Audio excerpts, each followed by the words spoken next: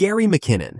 Gary McKinnon is a Scottish systems administrator who hacked into nearly 100 US military and NASA computers, all from his girlfriend's aunt's house in London. Let's stop and think about that. In a time when dial-up was still common, this one guy, using a basic Windows machine and remote desktop software, slipped past Pentagon-level defenses. What was he looking for? Aliens. Literally. He believed the US government was hiding free energy technology and proof of extraterrestrials, and he was determined to expose it. But here's the twist. He didn't break in using elite hacker tools. He exploited lazy passwords and open ports. It's like someone walking into a bank through the back door, not by force, but because someone forgot to lock it. McKinnon didn't steal money or plant malware. He left messages like, "Your security is crap," and deleted some files to cover his tracks. Still, the US called it the biggest military computer hack of all time and tried to extradite him for years. He faced up to 70 years in prison, but public pressure, concerns about his mental health, and political opposition in the UK blocked the extradition. He never served a day behind bars. Instead, his case became a symbol of how one determined outsider, without weapons, without a crew, could shake the world's most powerful government just by logging in.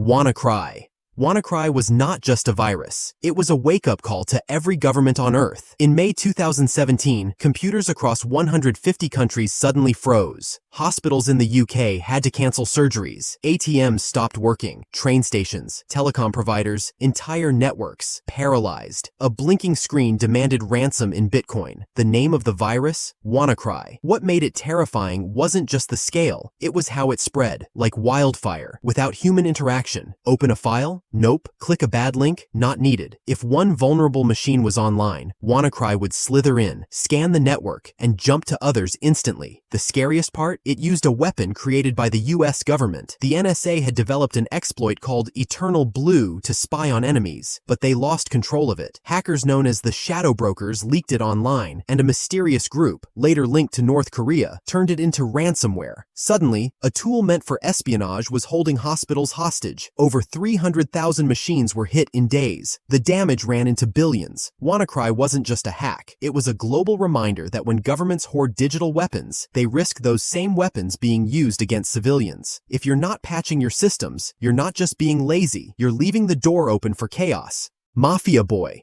Mafia Boy was a Canadian teenager who brought down some of the biggest websites in the world with a dial-up connection. In the year 2000, this 15-year-old, real name Michael Kelsey, launched a series of DDoS attacks that temporarily crashed CNN, eBay, Amazon, Yahoo, and even the website of the FBI. Just to be clear, a high schooler shut down the early internet's giants during class breaks. His tool? A simple script called Rivolta, meaning riot in Italian. He infected dozens of university servers, then used them like a zombie army to flood targets with traffic. The result? Entire websites dropped offline. No money lost, just global panic. Because if a kid could do this, who else could? Mafia Boy wasn't part of some activist group. He wasn't demanding justice or making political statements. He just wanted to flex online dominance. He once said, "I was basically untouchable. Nobody could stop me." And for a while, he was right. But then the FBI and Canadian police caught on. They tracked him down, not through his code, but because he bragged too much in hacker chat rooms. Classic rookie move. He was arrested, sentenced to 8 months in a youth detention center, and banned from the internet for a year. That's right, no internet. For a hacker, that's worse than jail. Mafia Boy proved that it didn't take state-level resources to cause chaos. All it took was time, curiosity, and a dial-up modem. The message was loud and clear. Cybersecurity wasn't ready. Lulzsec. Lulzsec was a rebellious hacker group that broke into corporations, governments, and law enforcement agencies just for laughs. Born from the anonymous movement, Lulzsec wasn't after money. They simply wanted to mock the government, ridicule powerful institutions, and show off their elite computer skills. Their hacks were bold and blatant. The attack on Sony leaked millions of user accounts. Their breach into the CIA and FBI databases exposed numerous classified documents, causing major disruption for the government. More importantly, after every hack, Lulzsec would flex it on social media like a glorious achievement, receiving massive public attention. No politics, no ideology. It was all just for laughs. Even multi-layered security systems worth billions were easily bypassed by Lulzsec. Their expert use of VPNs and proxies made them untraceable. It wasn't until one member, known as Sabu, got caught for flexing too much that police began tracking down the rest, using dirty tricks typical of state authorities. Though they only lasted 50 days, Lulzsec shook many systems and exposed countless security flaws in shame. Albert Gonzalez.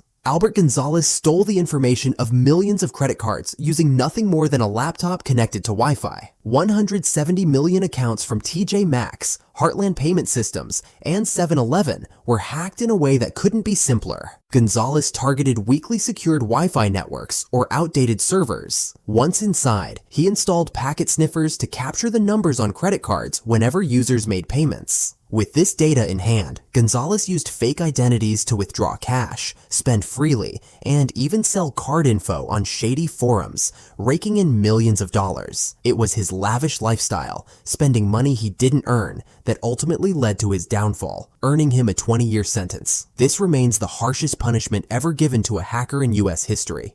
Edward Snowden. Edward Snowden is the man who turned the U.S. government's surveillance secrets into global headlines. In 2013, Snowden, a contractor working for the NSA, copied thousands of classified documents and handed them to journalists. What those files revealed was chilling. The U.S. wasn't just spying on foreign enemies, it was collecting phone records, emails, and data from millions of ordinary people, including its own citizens. You know those vague terms and conditions nobody reads? Snowden showed that behind those were secret programs like PRISM, allowing the NSA to pull data directly from tech giants like Google, Apple, and Facebook, all under the radar, with almost no public oversight. Snowden didn't just leak files, he changed the global conversation. Suddenly, terms like mass surveillance and metadata became mainstream. Governments got caught lying, and tech companies had to answer uncomfortable questions. Was he a hero or traitor? Depends who you ask. The US charged him under the Espionage Act. He fled to Hong Kong, then to Russia, where he remains in exile. But whether you love or hate him, Snowden exposed something most people felt deep down but couldn't prove, that the internet was never truly private. He forced governments to defend their actions, he pushed tech firms to build better encryption, and he reminded the public that digital freedom isn't a default, it's something you have to fight for. Kevin Mitnick. Kevin Mitnick was once the FBI's most wanted cybercriminal, not because he stole money, but because he made powerful people feel exposed. He didn't rely on fancy code. His weapon of choice? A phone call. He mastered something called social engineering, basically hacking people, not computers. He'd call a company, pretend to be an employee, and casually ask for a password or internal access. And it worked, over and over. One time, he tricked a Motorola employee into giving him source code for a secret flip phone. Another time, he infiltrated Sun Microsystems, just by faking trust and sounding convincing. He once hacked into Pacific Bell's system while being watched by federal agents who still couldn't figure out where he was. Mitnick became a ghost in the machine. He could clone cell phones, monitor calls, and access networks without leaving footprints. For years, the government couldn't catch him, and when they finally did in 1995, they were so paranoid they kept him in solitary confinement, fearing he could launch a nuke with a phone call, which wasn't even possible. He later turned legit, helping companies strengthen their defenses. But his legacy sticks. He made governments realize their biggest vulnerability isn't always code, it's people. You can build a digital fortress, but it takes just one helpful employee on a call to open the gates. Done watching? If you like this video, hit subscribe for more cool stuff.